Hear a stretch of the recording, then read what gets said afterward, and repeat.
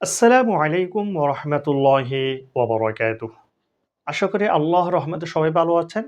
আলহামদুলিল্লাহ আমিও ভালো আছি। আমরা যে পড়াগুলো পড়ব এখানের মধ্যে সবচেয়ে বেশি আসবে তাসদিদ এবং জজম।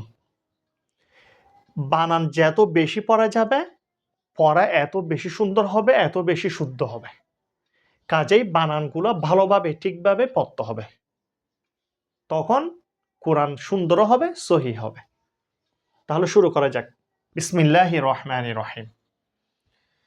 মিম র জবর মার, র ওয়াও পেশ রু, মার রু।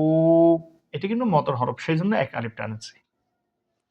র বা জবর রব, বা ইয়াজের বি, রব্বি। এটিও মদর হরফ। মিম দাল পেশ মুদ, দাল তা জবর দাত, মুদ দাত।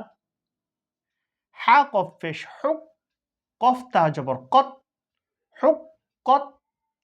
খ ফা জবর খফ, ফা তা জবর ফাত, খফ ফাত।